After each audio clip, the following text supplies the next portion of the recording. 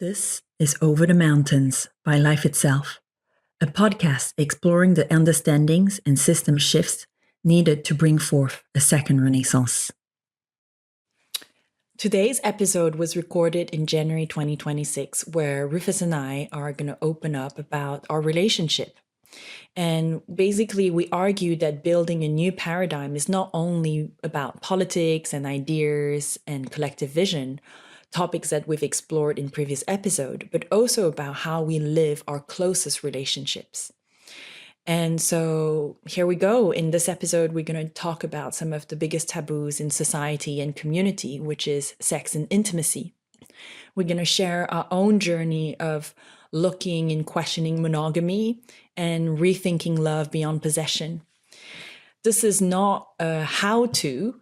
It's really more of an honest take about our own journey in our relationship.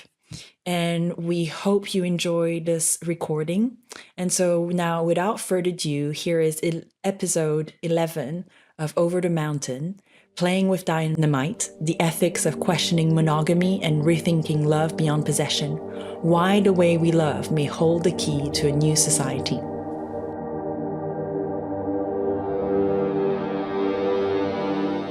Welcome to Over the Mountains. We're doing an Over the Mountains personal series where we're going to unfold a little bit our relationship, all the dynamic of our relationship. What is it that we're up to? How does that show up in our personal life? The difficulty of trying to walk the talk. Because one thing is about talking about these great ideas of a second renaissance and how do we get there as a society. But how do we try to do that in our personal life? How does the big vision intertwine with personal dynamics? And through different episodes, I want to cover, I guess some of the three biggest taboos and difficulties, which are often, in my view, why communities breakdowns or relationship breakdowns are sex, power, and money. Now, maybe first for people who might not know us or know us a little bit, Rufus and I have been together for now 10 years. We've been married for 7 years, and we have 2 children together, a 6-year-old boy and a 1-year-old girl. And so we're not in this kind of like falling in love first phase of getting to know each other. We've been together for 10 years.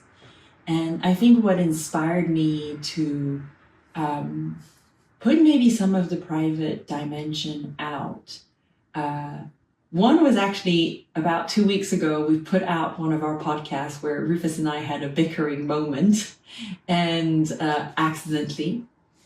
And a part of me, of course, was like, oh my God, no, I don't want people to see that. But also that's also real, I think what one tries to hide, what you try to hide is the thing that owns you. And I've been particularly passionate about the importance of shadow work, because in my personal view and reading of the world is a lot of our greatest dream for ourselves in the world don't get fulfilled because of our shadows, the things we try to hide in ourselves that we don't want to look,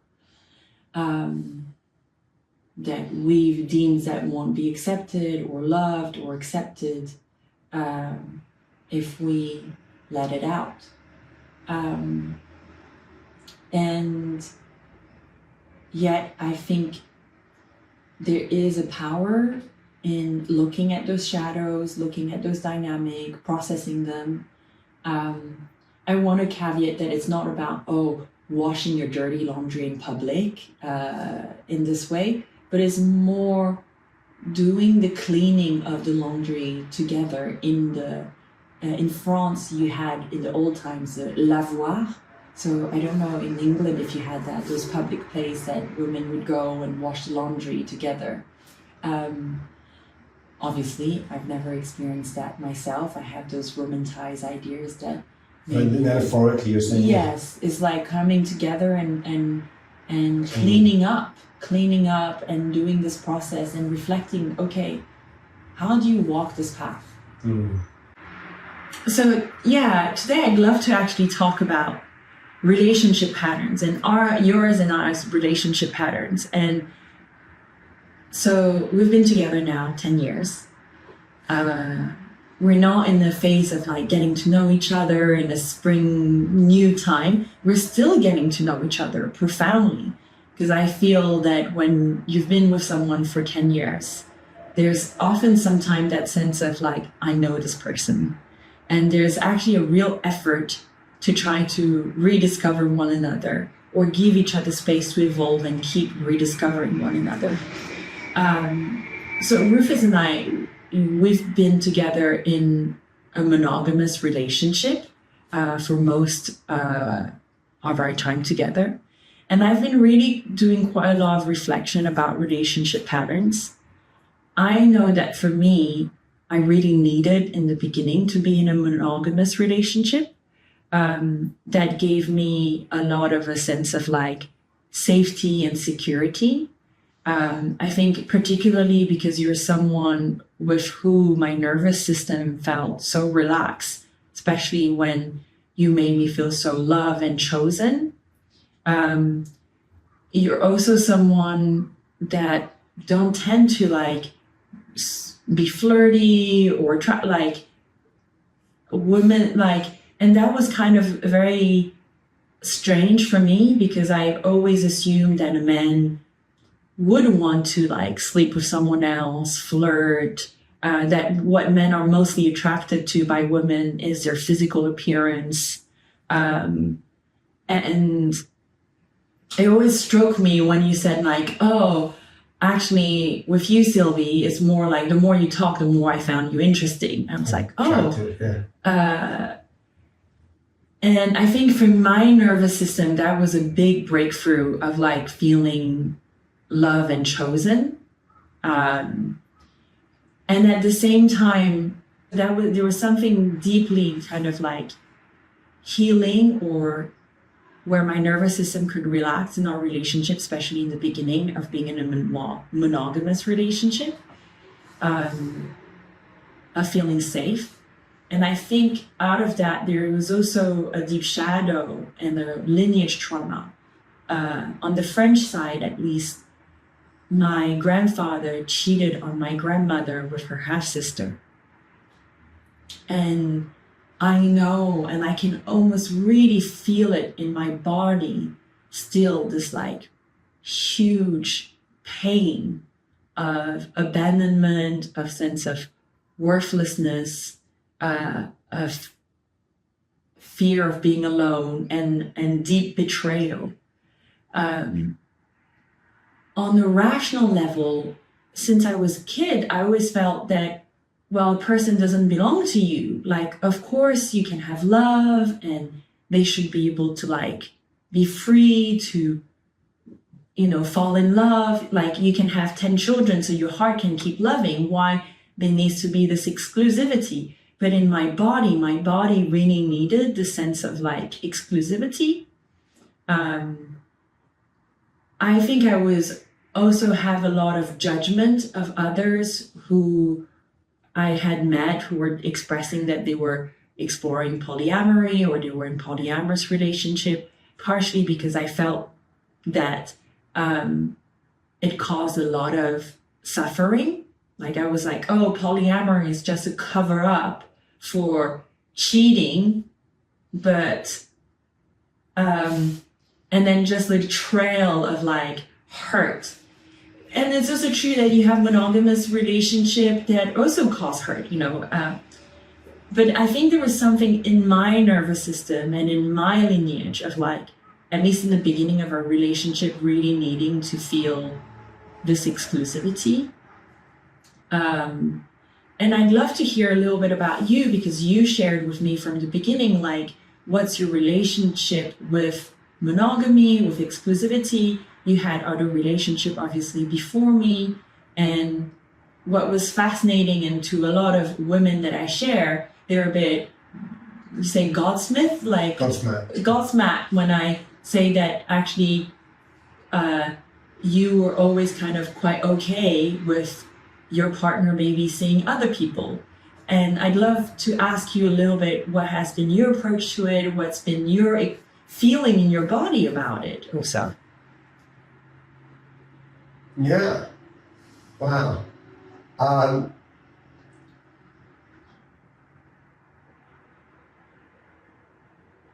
Well, I don't know what other people think so much. I guess it's true that consistently from my earliest relationship, I maybe was also unusually asymmetrical in that I didn't really mind being monogamous. I basically always have been. I've always been in a relationship. When I've been in a relationship with basically one person, and I didn't mind if my partner was not. And I think, I can describe the initial experience was that the first proper girlfriend I ever had, I was, I think, 16 or 17. And we just started going out, we were at school and, we weren't super mature. Like, also, I would say we were at school where, I hadn't really gone out with anyone seriously before that. And this was the very beginning of going out with this person. I think we'd been together like 3 weeks or something like that. And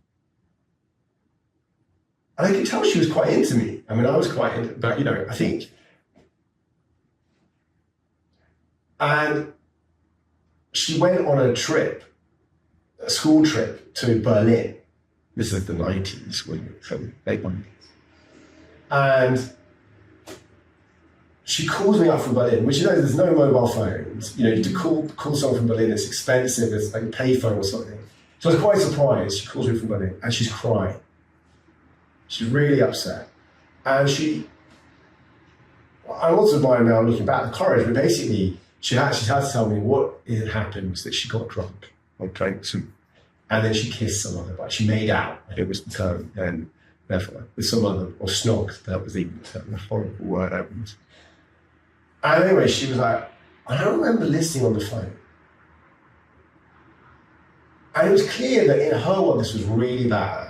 Like maybe I was going to break up with her, it was shameful. It was also clear that she hadn't really wanted to make it. It wasn't like she was really attracted, like she got whatever.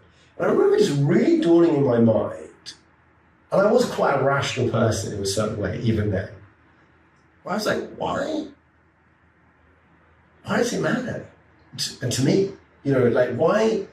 I know she cares about me. She's ringing me up, obviously, because she cares and wants to be with me. And I'm not in Berlin. Right. In some way, I'm not there. She can't make out with me right now.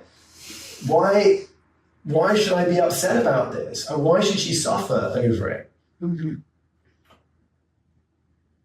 And I really remember, I can still remember the moment, like where I was standing, listening. And it was not quite out of body, but it was just this like, okay, I get all of the, and I also understood there was all this conventional society, what people normally thought. And because I was a thinker, I had thought a lot already by the time I was 17 about what society thought versus what I thought. And they were not the same. Yeah. Necessarily. It didn't mean I didn't listen. Well, society might think things for good reason. But I know that she was, I could feel, so she was acting what all the other people would think, what you normally thought at school, all that things, like, even she was like slut or something, like all of these things.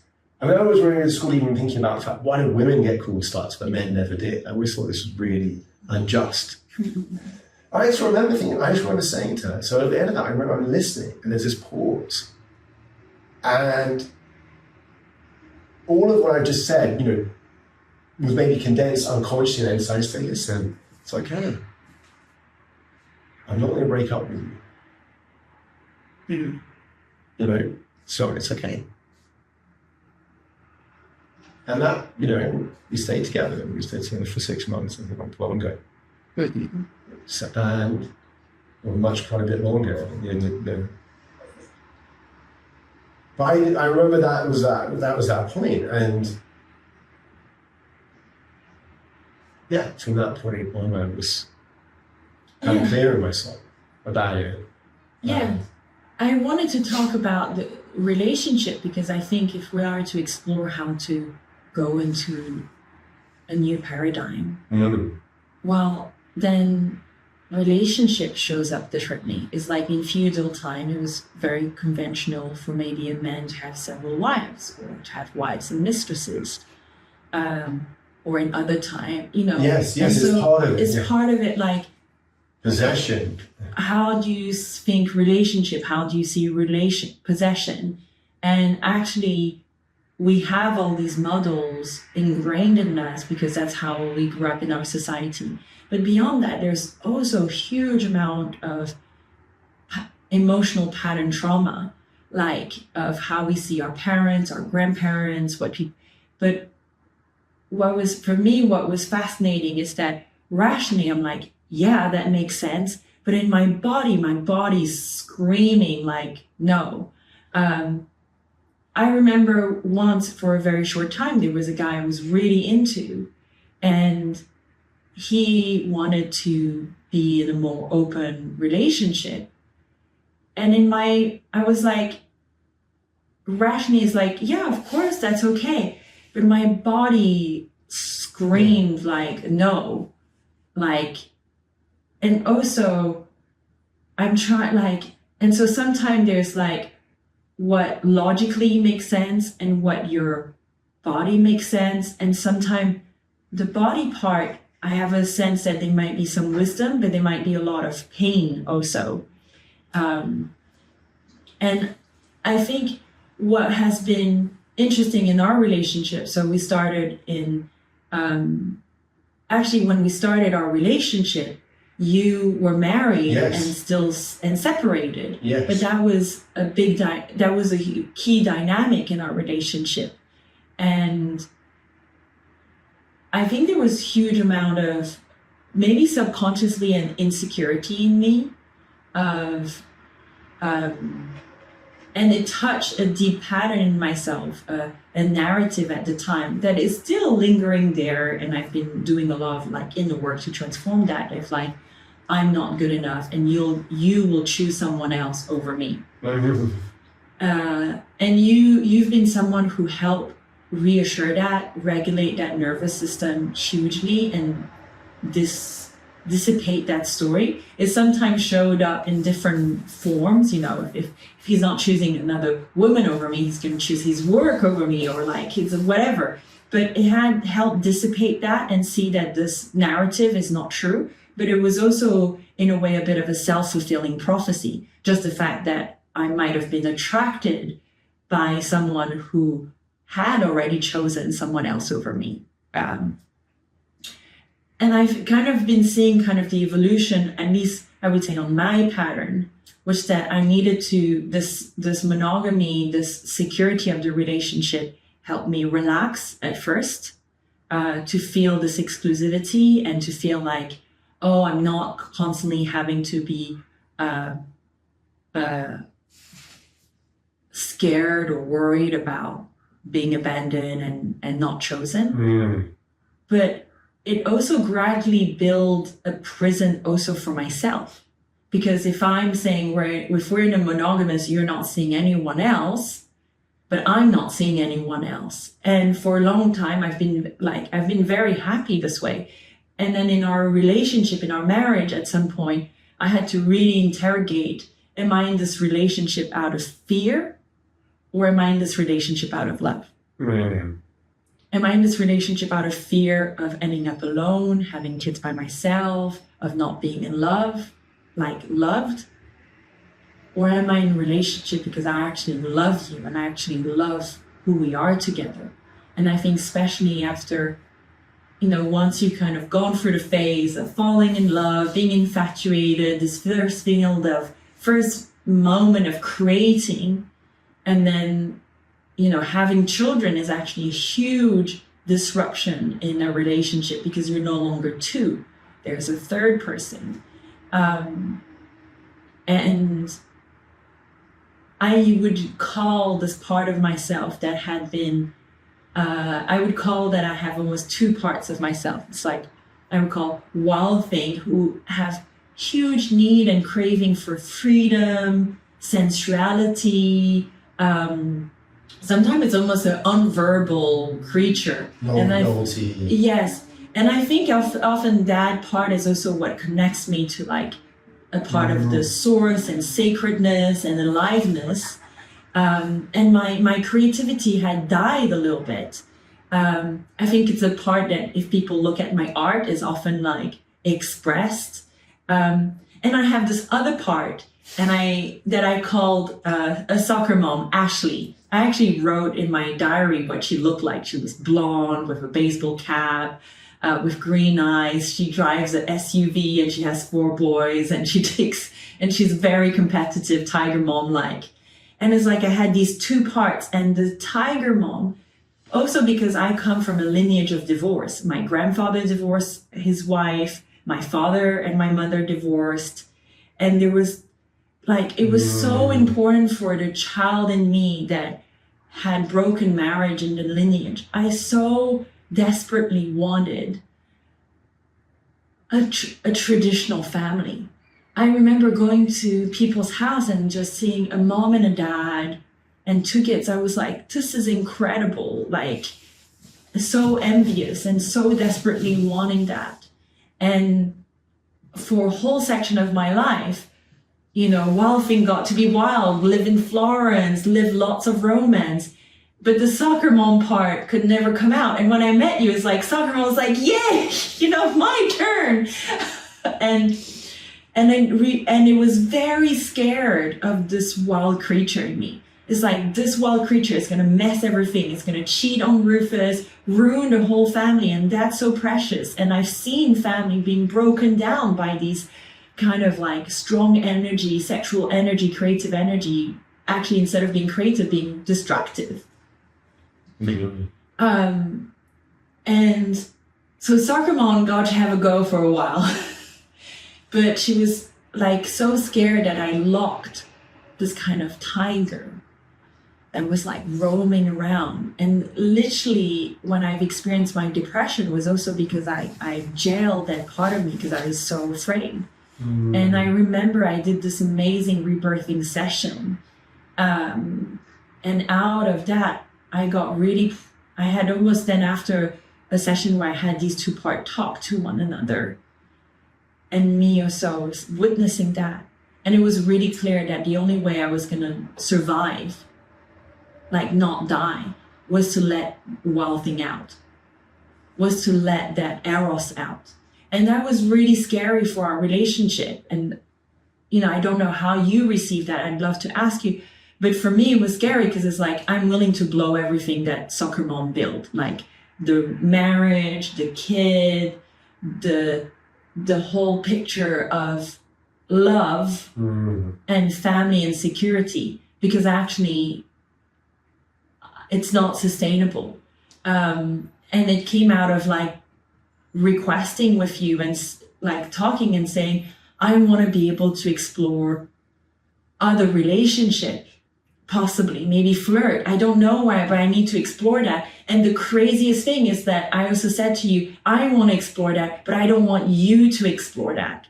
Like, it was completely unreasonable. Because also I had this mindset of like, it needs to be equal. It's unfair if I want something, but you can't have it. You know, like it should be that, oh, if I can explore other relationships, you should be allowed too. And I was completely unreasonable. I was like, I want to explore, but you can't. Yeah. And it was scary to like ask that and say that.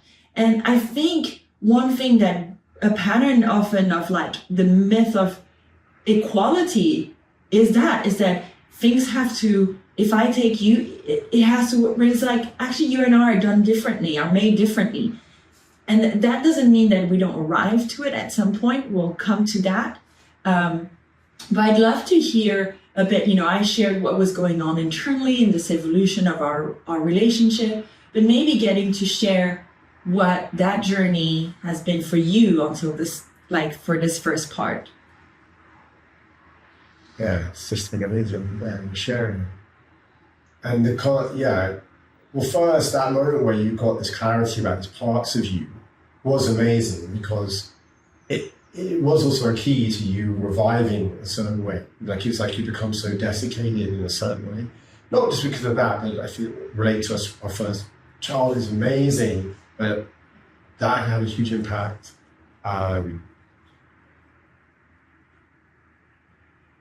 Yeah, well, as I said, so the funny thing for me, maybe it's like, it sounds really good, is that I was always, as I said, from my first moment, I realized I was quite unattached in the Buddhist sense on what my partner felt like. And that happened then in other relationships. Like, there was another girlfriend I had who was I was living in Cambridge, she was living in London. We could only see each other on weekends. At some point, some guy, I remember, moved into a house, and she was like, well, she had quite a lot of, I'd say, sexual energy, and she was like, well, I need to get to see you on the weekends. Can I see this guy during the week? Like, it took a while to get there, but I was like, sure, why not again if I'm not around? And I guess the other side for me is I was never that, I was quite relaxed on my side about on being like monogamous on my end. Mm-hmm. I suppose I did do a lot of thinking also, even when I said all these things. First of all, like you said, I think looking at something really beautiful and important, which it's all very well to be rational on what makes sense, but was going to look at how it actually feels. And that was for me, when I did that thing on the phone, it wasn't just I noticed these ideas. I really was looking on that first phone call with my girlfriend in Berlin, what did I actually feel? I realized I didn't feel jealousy or upset. You said another point that really, I remember, even around then came to me, which is I want people to be with me because they want to be. Mm.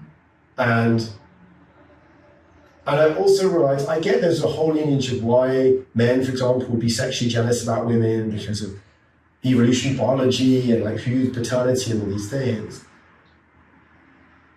And, Buddhist monks become celibate. We can clearly transcend some of our things, and not just by forcing them or repressing them, but genuinely transcending some of those energies and feeling them. And so for me, I had really been feeling in my heart. What I also did think was like you, is that I saw more stuff coming out polyamory, even for a while. I looked at the history of communes and all kinds of things that go for more alternative approaches, and it does put something else in the mix. Now I would now say, I think it puts something in the mix that's quite subtle. What I mean is, main knowledge I have is like a hierarchy, like armies are organized traditionally quite hierarchically. And that's not actually better, but it is easier. Mm-hmm. It puts less, you don't have to be asking who's in charge right now, it's the general. Similarly, when you do monogamy, it has a lot of straightforwardness to it. You kind of know what's happening. You have to maybe put quite a lot more energy into doing some alternative model, because what I did notice was that, there weren't always that many stable groups where I saw there was openness. Mm. And even in case where I was involved, eventually maybe my girlfriend, things were happening that, we didn't stay primary or together, but we were also young. So I guess, like, when you came with us, I thought it was really great that there was space. I was very open to this model that we were discussing. And I thought it was very important, which we discussed, to really be wise and step by step, because people can blow things up. They're quite precious. There are reasons also, not just related to sex, but in anything, our immediate in the moment instincts. I'm going to sleep with this person right now, and what's actually well long-term may not be matched. Oh, there's a chocolate cake in the fridge. I would love to eat it. Oh, but I'm trying to lose weight. Mm-hmm. So, I remember, I think that, again, like the 5 mindfulness trainings, the 5 precepts in Buddhism, the version that Thich Nhat Hanh and Plum Village have developed, has this thing of like saying, doesn't even say you need to be monogamous, but it says you should only engage, for example, in sex in a loving relationship, in the context of a loving relationship made known to family and friends. Now, I don't know that it's totally subscribed to that. I remember many people in the London wake-up sangha under 35 struggling with this precept. And you got to think of a lot of, there's a lot of wisdom potential there, even though Thich Nhat Hanh never had a lot of romantic relationships. So I think that is an issue for sometimes Buddhism. We've got these precepts that aren't coming from people. I mean, Buddha did have obviously a wife initially.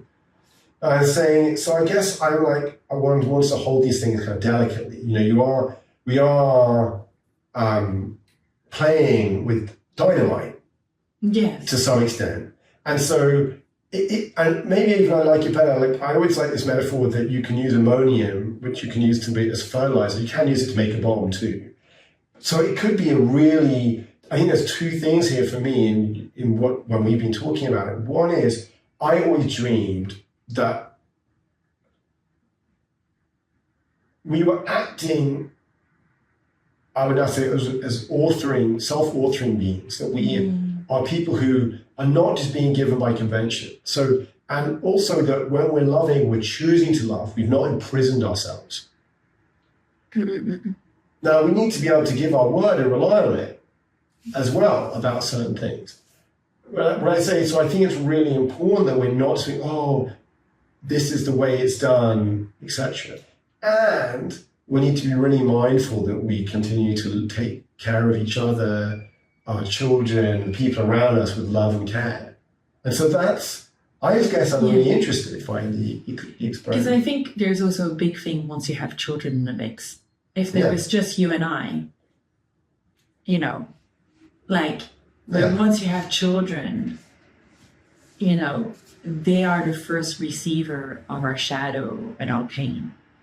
And so, indeed, I think it is, for me, it's like a sexuality and it's like a life force. Yes. And so it's like, okay, if you don't explore that, there's going to be for me, it was a sense of dying. And so I needed to kind of explore that. But how do you use this energy? How do you do it in a well way? And for me, what was really important was complete transparency to, I think different relationships, they have different principles. Yeah. But, and consent. Mm-hmm. Consent from each other and whoever party was involved.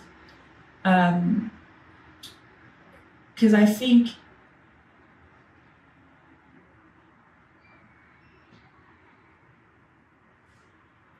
when I was young and I had been in several situations where men had a partner and we engaged in a relationship, and at first I didn't really know, and I didn't know they had someone. Actually, I didn't know they have someone, and there's a sense of you're not really consenting. Both I'm maybe not consenting, but the other person's not consenting, and it's a form of it causes a lot of hurt and pain and manipulation.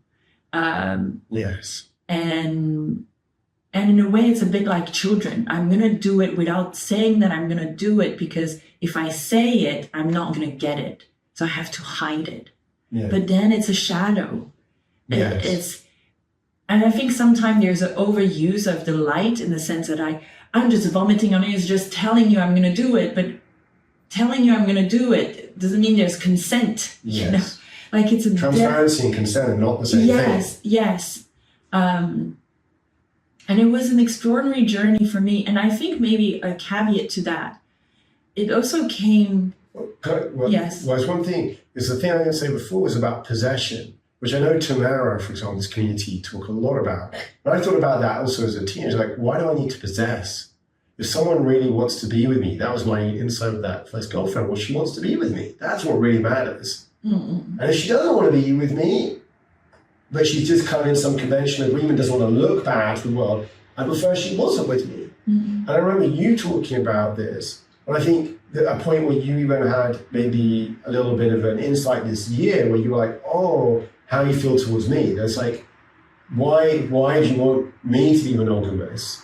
Is because of possibly this aspect of fear and possession. Yeah. And that this is the point of Tamara, that this is an area of incredible potential potency for also our transformation. It's also an intense one. But yes, huge shadow, huge frozen shadow. You keep the status quo because, there's an equilibrium here. And I think there's an opportunity of like exploring that, but there's also a lot of shadows and pain there.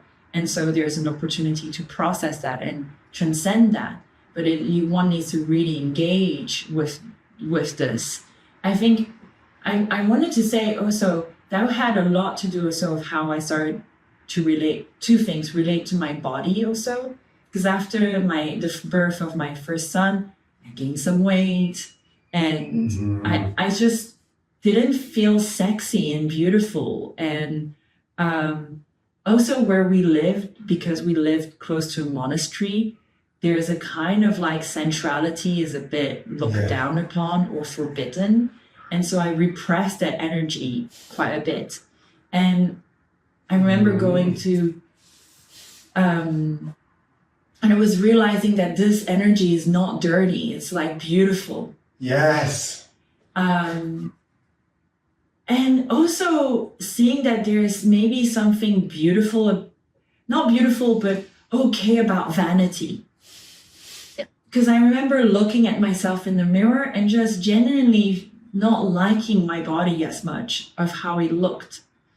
And I went on this app called Noom, and it was like, you'd like to think of like, I'm going to lose weight to be healthy. But actually at the bottom of it was not that. It's like, I want to lose weight because I want to look good. It's for vanity, for like, and I only started to explore this conversation with you after I had started to lose weight and regain like joy and pride and of this body. And similarly now I had my second child and again I gained weight. And I'm very aware that at the moment I'm wearing a bit more baggy clothes and stuff like that.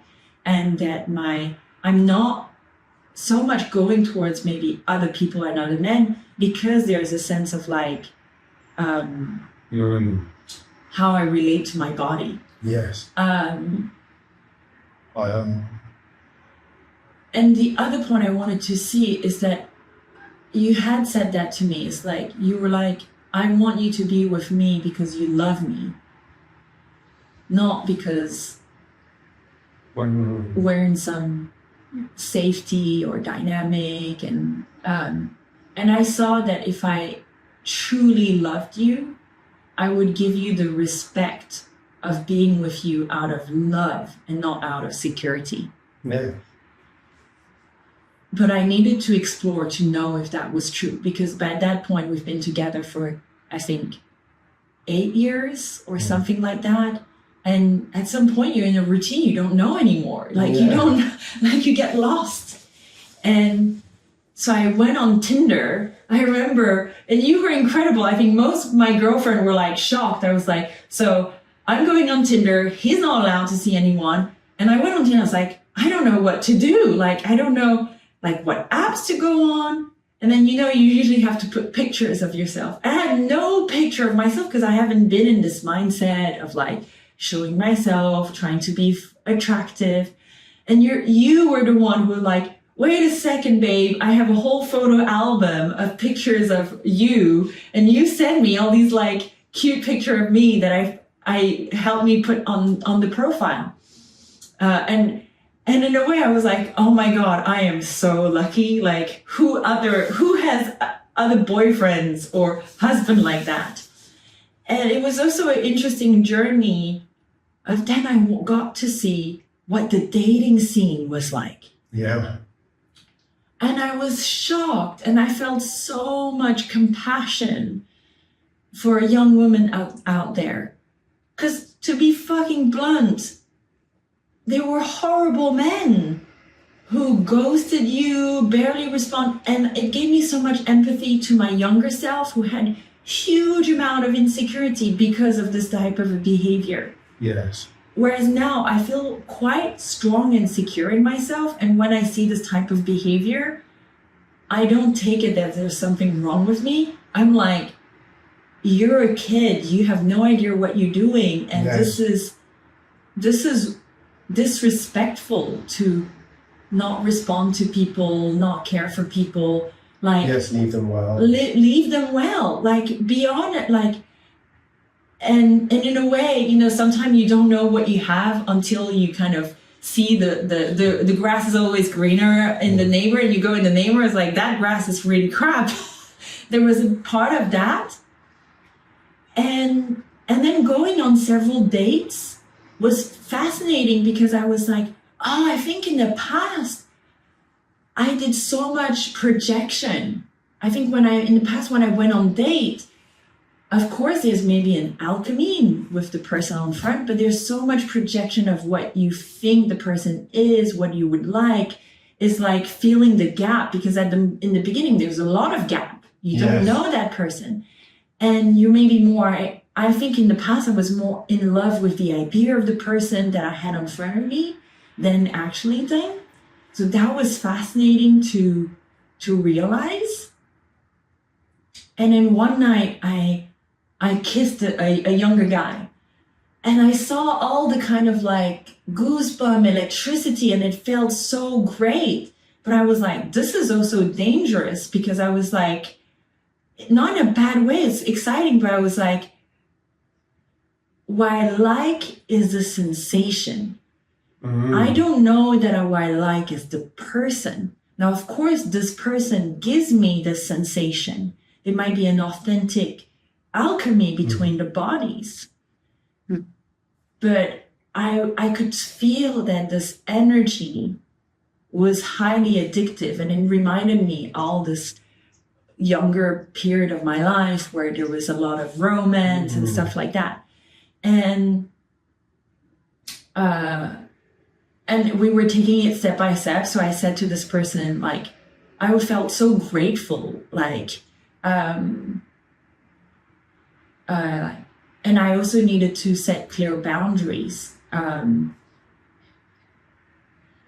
then for a while, I just discovered that, oh, I'm okay. I don't want to explore more for now.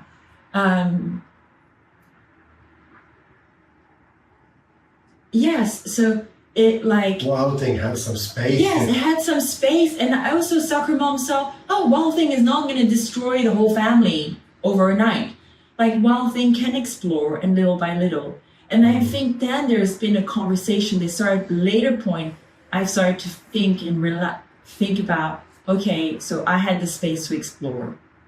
Am I feeling secure enough in myself to start allowing you to possibly explore? Yes.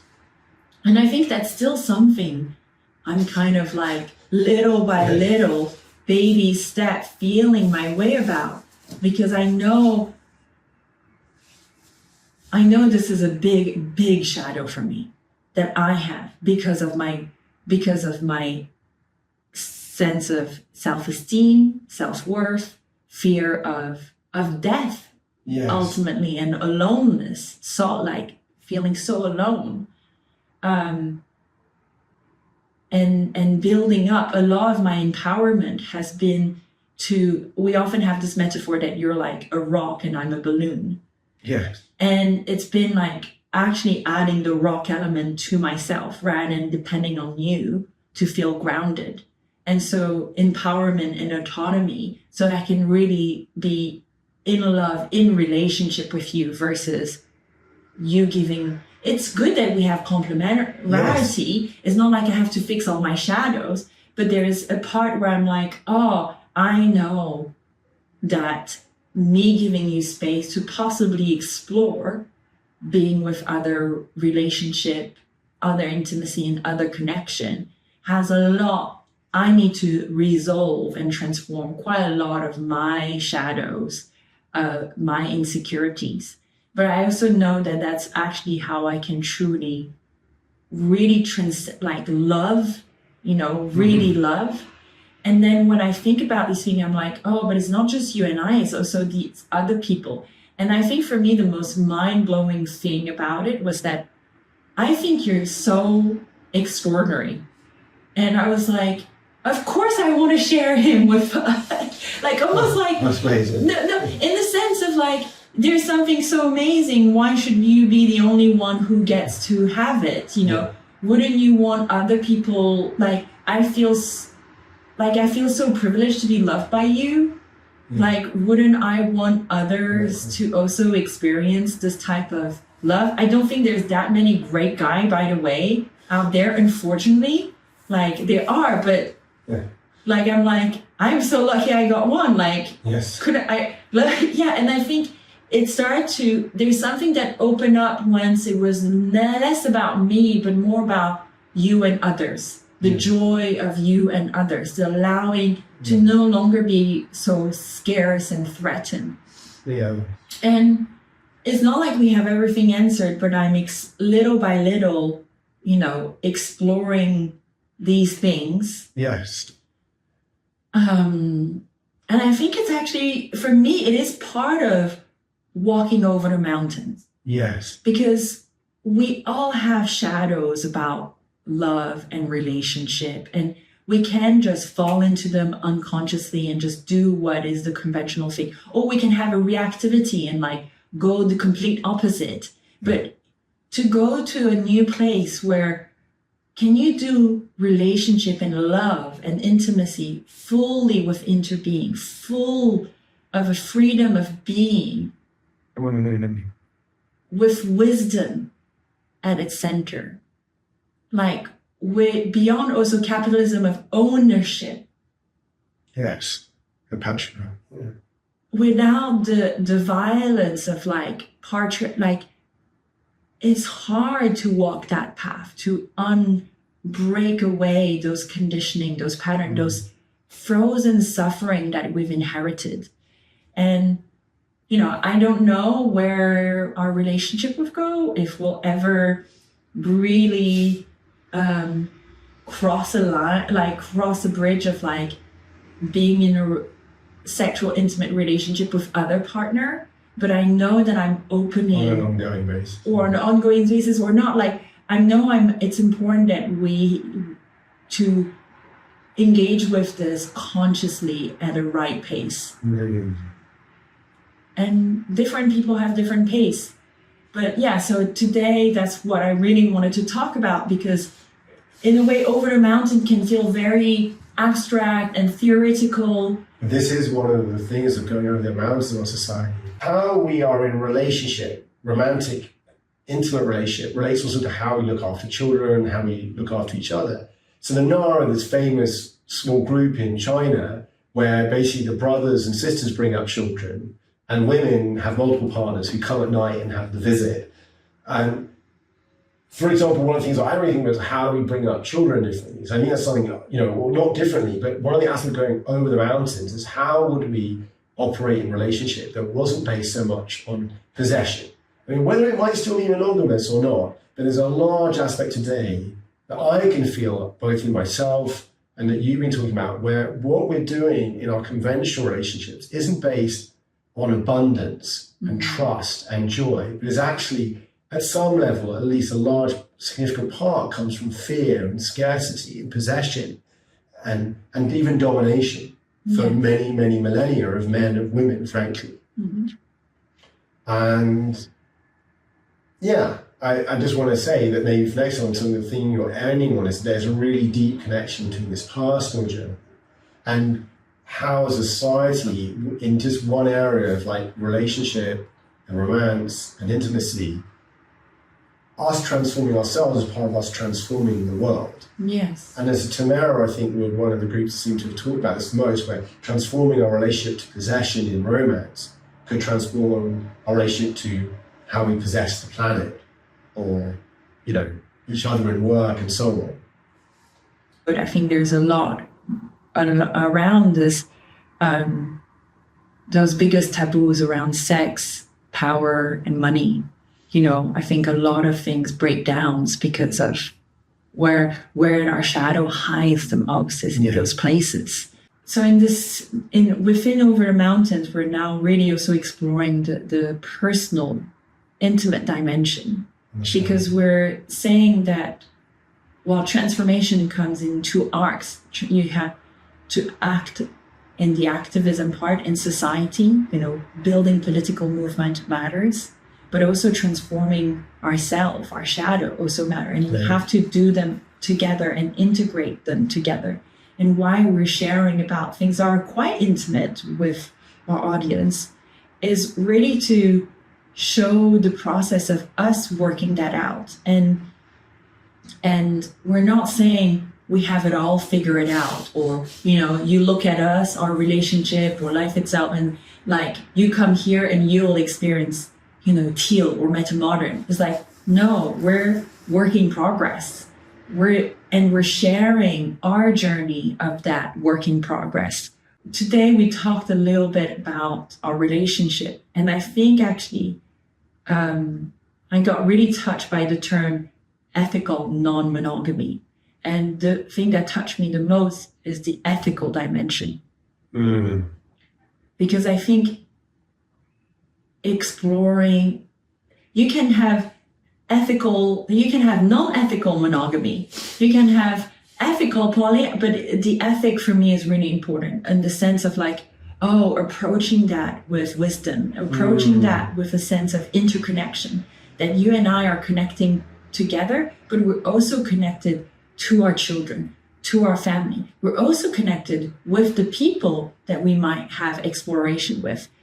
To pretend that these connections don't exist is not seeing the beauty and the power of the web of life, and how to dance with that web of life in an ethical way, with respect to the sacredness of life, to the sacredness of this connection that is going on between us, but also to all of life.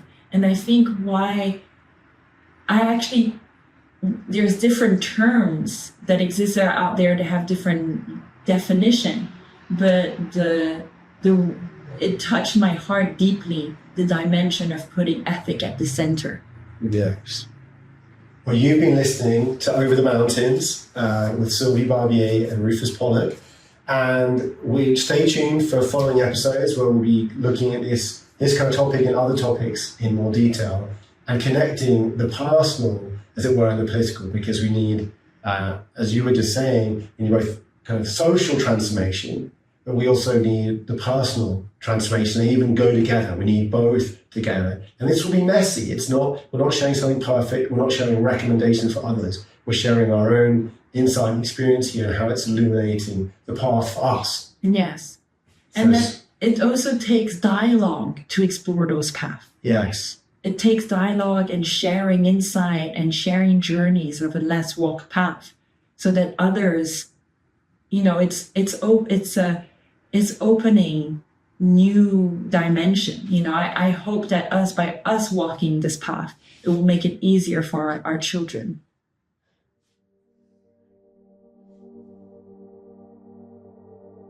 Well, thank you so much for listening to us tonight. Keep following us for more sense making, both on the world, on what is needed to come true, a second renaissance, and also how to walk that path in the everyday life.